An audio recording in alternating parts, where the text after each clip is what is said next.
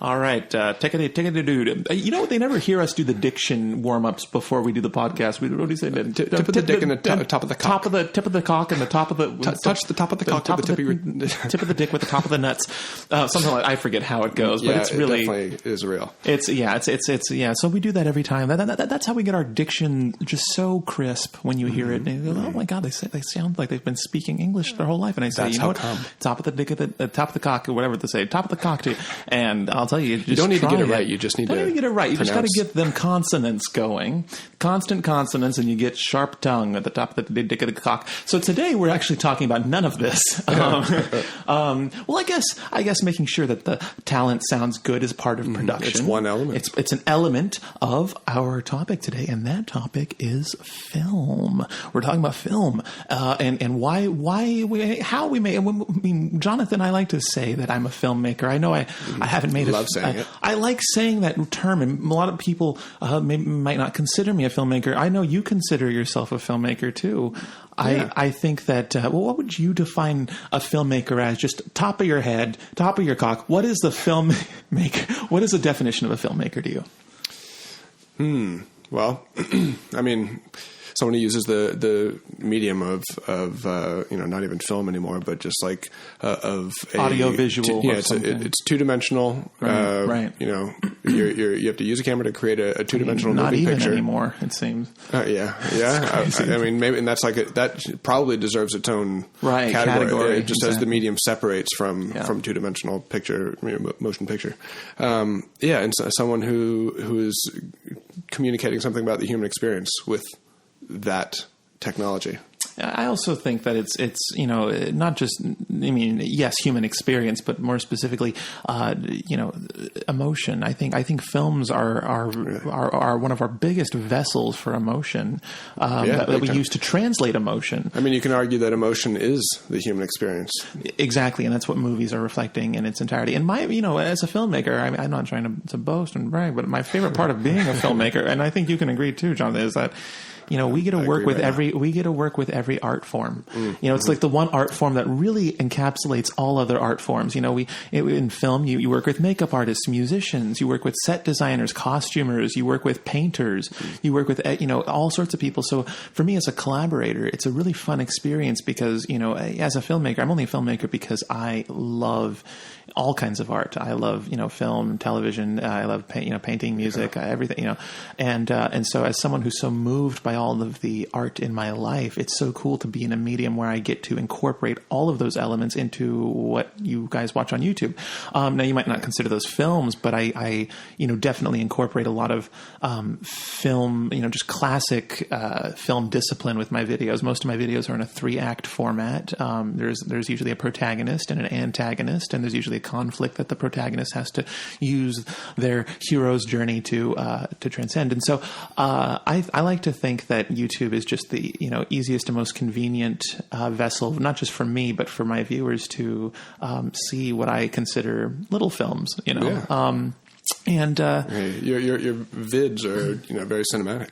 Oh, thank you. And yours are too. I feel I feel like we. I'm glad that we don't. We take our work seriously, but not too seriously to be like, oh, well, my shit's only going on Vimeo for 1 week, and then it's going to some fucking festival for 20 people to see. Right. It's like no. I think that good art should be. And it's not just because I couldn't get into Vimeo. My grandma got into Vimeo. They kicked me out. Right, they kicked me out of Vimeo.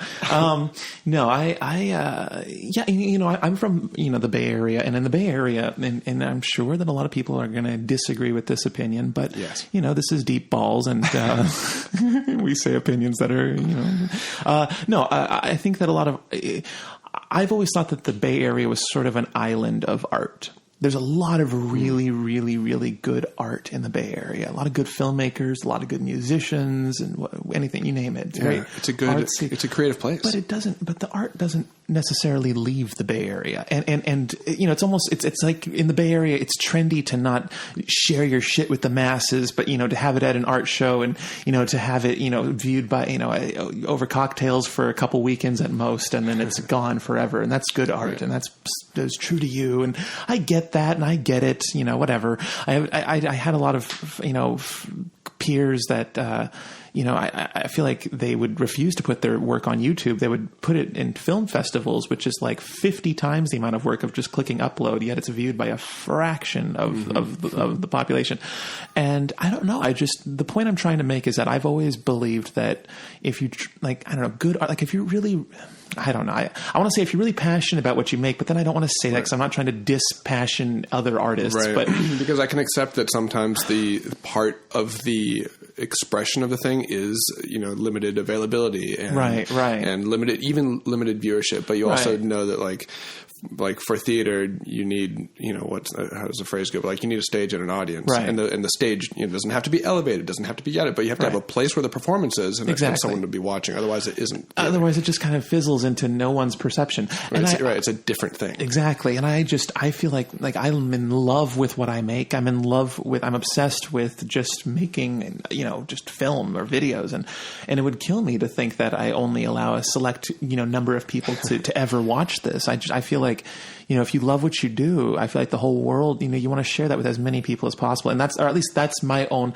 I'm not trying to impose that outlook on any other artist who might disagree. I think that, you know, your art, the great thing about art is that made it. Well, yeah, I think that art is whatever it means to you. And if you don't want a lot of people to see it, I totally understand. I mean, I take photos that I don't show people. I'm not just the nudes either, but no, I love like taking photos, but I know that like my Instagram following aren't going to find like the picture of this mailbox that interesting. So I don't, you know, but I consider that in a way, like I feel artsy when I'm taking those photos, and yet I'm not trying to share it with the world. So I get the idea of like making something just for you or just for someone else. That's really something too. Totally. Yeah. But anyway, where was I? Yeah, so San Francisco, or you came from? The film industry. Yeah, well, you know that I just wouldn't, you know, airing a movie to 400 people at most in a sold out theater doesn't get my jollies. 400 views, and most of those people aren't taste of jolly, right? And most of those people aren't interested because they came to a festival probably to see someone else's movie. So it's like really of those 400 people at most, you know, how many are really that interested? No, 5 called themselves my friends. And only 2 are. I think that being a filmmaker, there's a lot of I don't know. I've met other directors. I've met other filmmakers in the past, and I don't know. There's a certain. It's one of the most egocentric jobs or professions. You know, most people. I don't know. At least out here in Hollywood, a lot of the directors I've met, I'm like, oh, you really like your work. Oh my gosh. And I guess you should, right? Every cook should think their food is delicious, but you know, at least here in LA, I guess in the Bay Area too. In the Bay Area, I think you have to love it obsessively to like excel. Like it has to like almost be unhealthy. Where it's like right. I mean, I'm not. You know, that's so tricky. I don't want to. No, you should. You should be obsessed with it. You should, because then you're not. It's like loving a child. You should be fucking obsessed with your. Oh my god! That was right into this expensive equipment. You should be obsessed with your kid. You should be, because they're you love them and they're your everything. And if you're a filmmaker and this is your career and you treat it like it's your baby, then you should be obsessed with it. So I don't knock them for that, but I want to say, and I never have a platform to ever say this, but I know there's a lot of filmmakers who, like me, probably don't have the best equipment. They probably film on garbage. You probably film on garbage, and I know that because I do too. Well, I don't film on. I don't think what I film on is garbage. Well, I always have, really. I always have, up until these last few years. I'm now filming on nice equipment, but really up until the last few years, I was always shooting on just the low cheapest stuff that I can afford, because then you have to maintain it, and you don't want something that's expensive to maintain. You just want something that, I just need to replace this part, I need it. But my equipment was just really like mini DV cameras, and I would use one mini DV camera as a microphone and just have the actor hold the mini DV camera somewhere in their jacket. I'd have them hold it in their mug somewhere, and then we would use the other DV camera to capture them, and I'd sync the two so it sounded like they were wearing a mic. And often in many of my older videos, like in theater class or wherever, you'll see a character, we'll see a slip up, and you'll see the mic that they're clearly, or the camera they're clearly holding. Mm-hmm.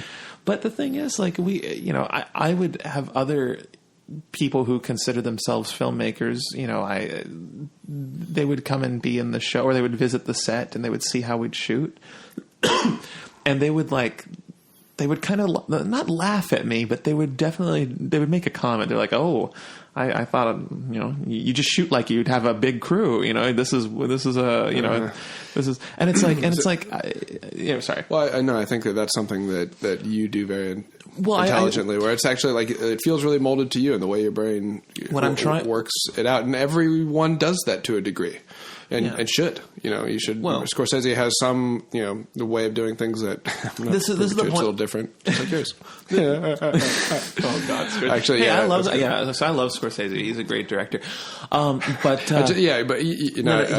I was going to say was, you got to make the process your own. The reason I say this is that I used shitty equipment, and this is back in 2009, when not just equipment in general was shitty back then, but the shittiest of that shitty equipment is what I used. And what I'm trying to say is, if you use garbage equipment like I used to, never let yourself feel like you're subpar to someone who has a lot of money. Because let me tell you something, it's not the equipment or the budget really that makes a film great. It's the vision behind it. It's and largely if you can edit your own stuff and you have a vision, then your equipment means shit. And especially nowadays, equipment was garbage back then. Now it's like you can pull out your iPhone and make something a million times better than I would have made in 2008. So it's like there really is no excuse. But if anyone ever, I think there's still a stigma with filmmaking that you have to have the best of it. You have to have the nicest, drone, and you got to have the nicest set of lenses and. Well, I think you come out of film school thinking that, because film school kind of needs to promote the idea of the industry as that to justify teaching it all to you, in many ways. No, totally. And film school also teach. I don't know. I've taken film classes. I will say that I've taken film classes. I didn't get credit for them. I took them just to get the experience. But and I will say that you should. I think that people should not necessarily go to film school, but at least take a film class, even just a general basic film class, just so because my first film class really gave me a foundation of a perspective on this is how to make a movie.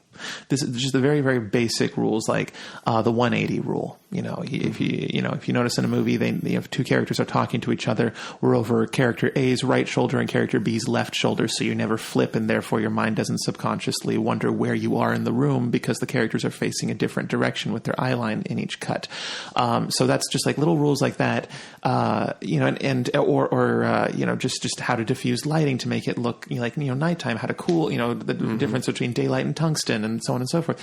Just little things like that. And I think that once you have this general understanding, like the basic, like Betty Crocker steps to filmmaking, then you can really just start sprinting in a direction.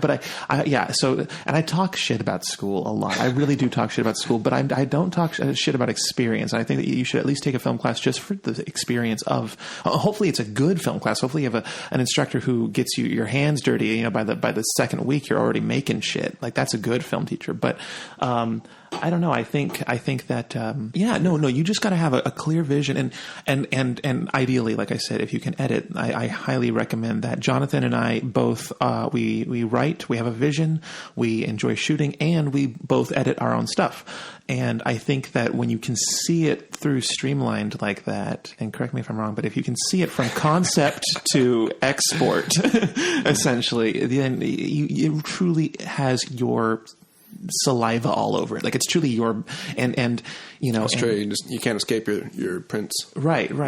Exactly. And so, and like I said, that's so, and borderline, that's like obsessing over something, because it really does. You kind of have to, at least while you're making it, sort of obsess over it, because there's so much work that goes into it. You can't just do it without sort of being really into it the whole time. Otherwise, you're just dragging, which isn't. I've done projects like that too. When I worked at the law firm, we'd have to do TV commercials for them, and those things would drag. And it taught me that I almost didn't enjoy doing what I loved for someone else, necessarily, because or at least for a different like if I was working for another production company that did comedy, then I'd take pride in the work I did. But here I am trying to take pride in a fucking auto accident commercial. Like that felt like, I just remember editing that shit that I was dragging. I was just bringing my work home with me and drinking and getting high and just trying to get through this edit because no one wanted to do it. So I think the key there is like, you're not putting you aren't in it. And when you're not in it, it's like, are you even alive? Is kind of the existential crisis here. Right. It almost made me want to do something I hated doing just because it wasn't tarnishing something I already love. but it also taught me to appreciate, even what I'm doing now, being able to edit a punchline, the timing of a punchline. I'm like, I never got to edit this at the law firm. Just timing, I don't know, editing like a celebrity guest. Like that's fucking so. Like whenever we have a bigger name work with us, it's so cool to like have someone who I adore in my edit.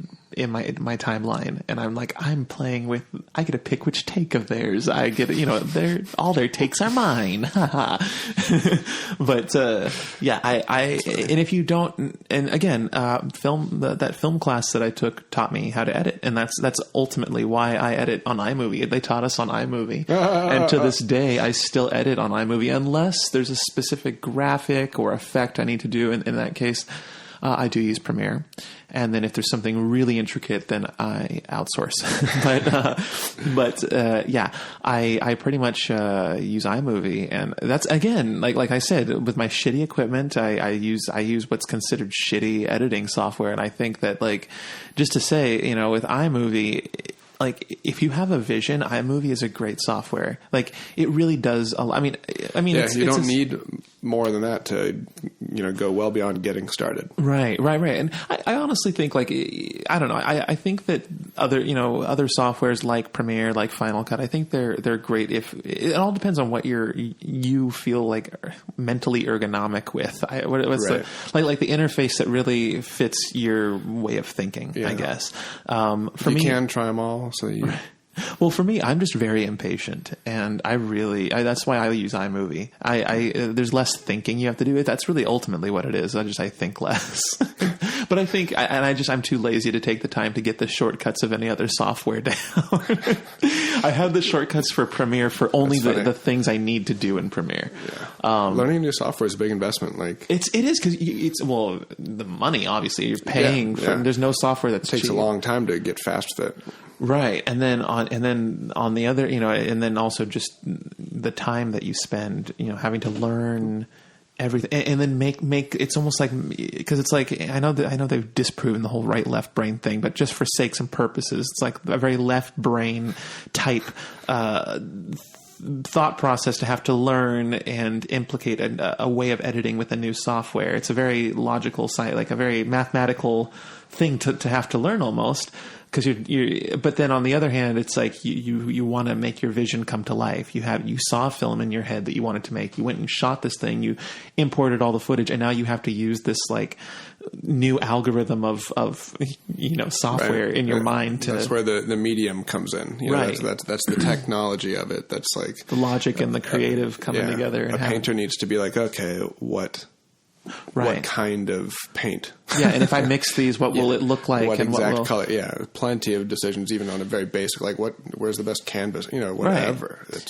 I guess you could in the say, real world. You could say that many art forms have a very, you have to apply logic to it. Cooking, certainly. It's like you have to, in order to make good art, you have to measure everything, not just with cooking, but with footage. It's like you have to, you're dealing with audio levels, you're dealing with color levels, you're dealing with white balance, you're dealing with and science. It's art and science. It just, there's so many elements to it. And like I said, that's my favorite thing about film, is that you get to incorporate so many things into it. Yeah. That was one of my first, you can always know that, but then when I first started working in film, I was so amazed still by how different all the departments are as people and as parts of a brain and as skill sets that are being brought together. Right. The kinds of people you find in art department, are they're so different than the people in the AD department or in the grip from department. The business, the legal team. Like, there's so many different kinds of people that need to come together to make something like this. Exactly. And I always thought, like, what the day I ever need people, a legal team for anything I make, that's the day I've made it. And then I think Magic Funhouse was the first project I did that had or at least not a legal team, but a business rep associated with it. And that was so cool to me that there was like a guy who was like credited under Magic Funhouse who just handled business, and like that was such a cool thing. And also the medic. Oh my God, the medic. Can we talk about, oh my God, Travis, about how badly he was needed? He was, oh my God, I'll tell you. He was the nicest person. One of the nicest people I've ever worked with in my life. He was our medic, and thank God we never really needed him. I don't think we ever really, we never had there was like cuts and scrapes. We never had a critical emergency. He was always standing by. He was very good. He was the buffest guy you could think of in the world. Picture the buffest guy you could think of. Now picture him just twice the size. And this is that guy. And he was just always on set and just always making sure that everyone was safe. Like he was always looking for potential like injuries to happen, and he was just preventing stuff all the time. But on top of that, he was just like a really good energy to have around. And I just, again, it was another this is like, I'm on a set that has a medic. This is another, like, you've made it like, it was just, and of course it's every set has a medic on it. That's nothing crazy special. But to me, that was fascinating that even a medical team is involved with production. And so, and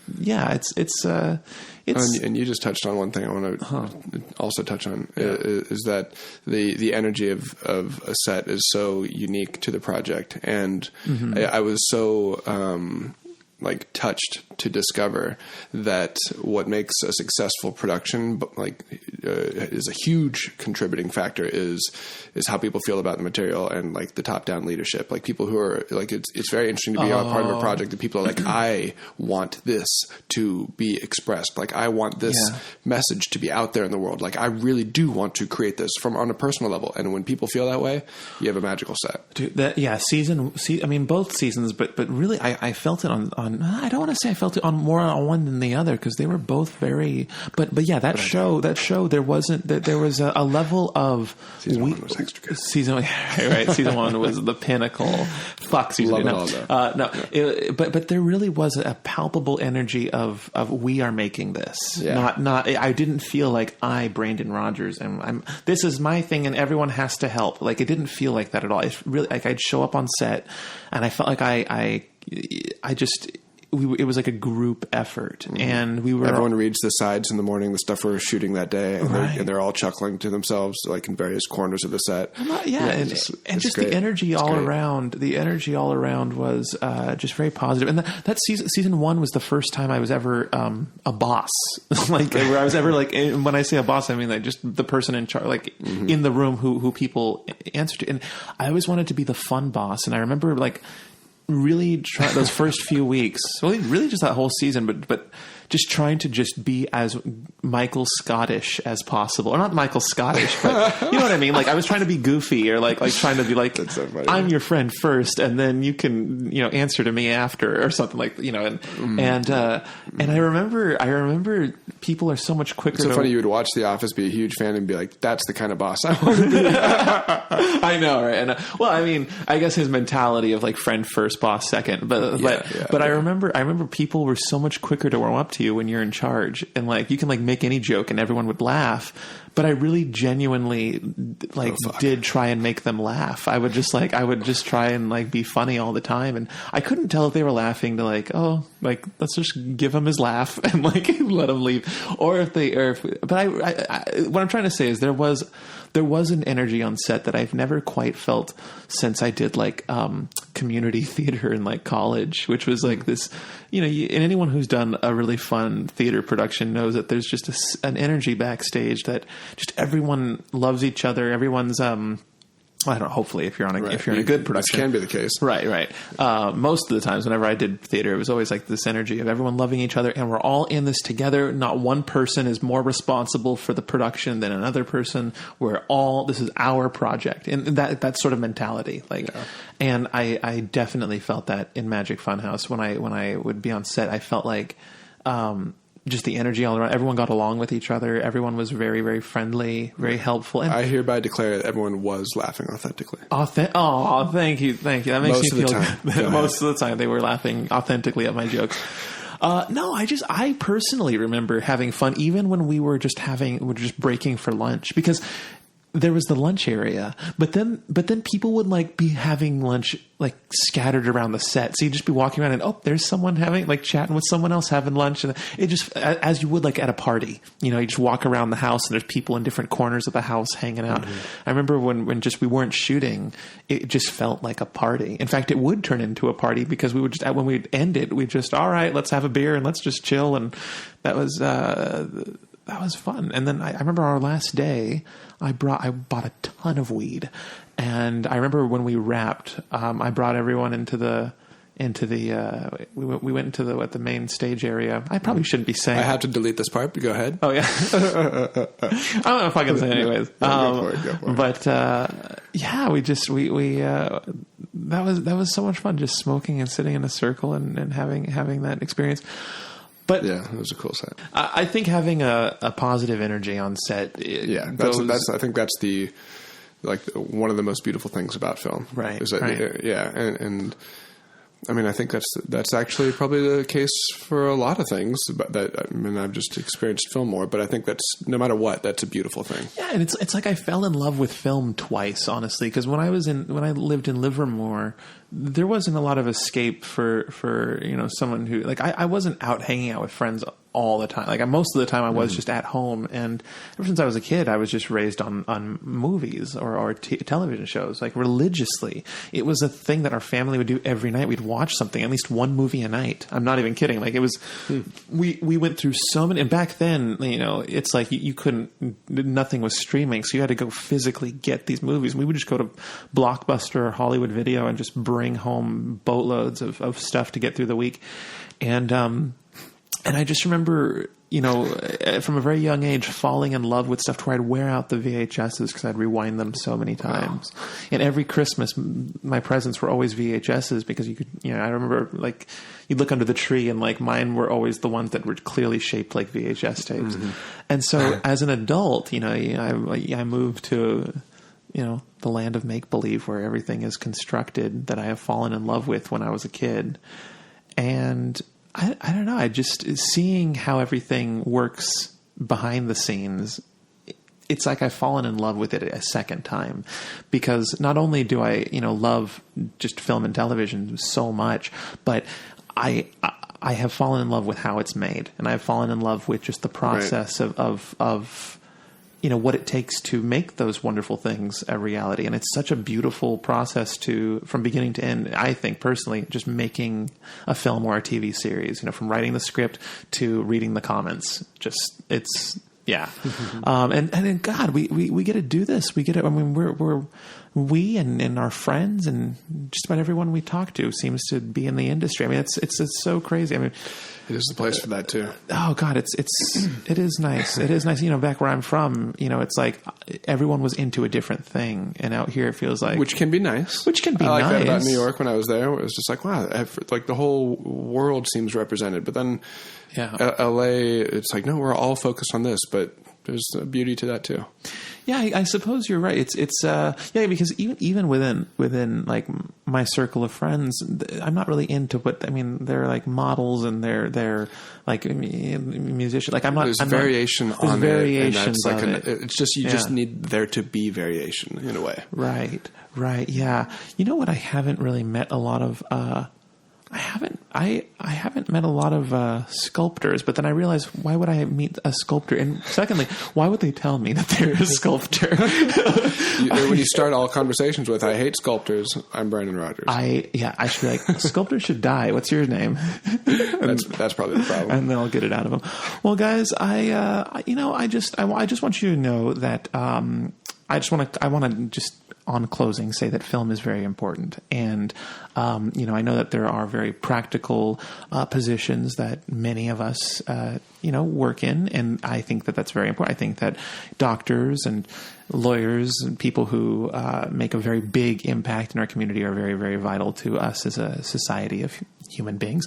But I don't think we should ever belittle film. And I say this because when I was a kid, a lot of my family members used to tell me not to get into filmmaking. And they said, what's the point of it? It's why, like, it's not practical. There's nothing to be taken from it. You're not contributing by making movies. And the thing communicating the human experience isn't important to humanity. Right. Art is hugely important. Yeah. And it's like, what's the point of humanity if we're not going to stop and smell the roses? And by roses, I mean, just enjoy life. I mean, we go to the movies to have a good experience and just escape from this shithole. I mean, I think movies are just us able to experience things that are, I don't know, beyond our reality in a safe, comfortable way that for an hour and a half that we can do on a Friday night with someone we love or with a family or with, siblings. It's just something you can do with literally anybody. And it's understand part of the human experience. Oh yes. To help us better understand the human experience and broaden our minds, perspectives and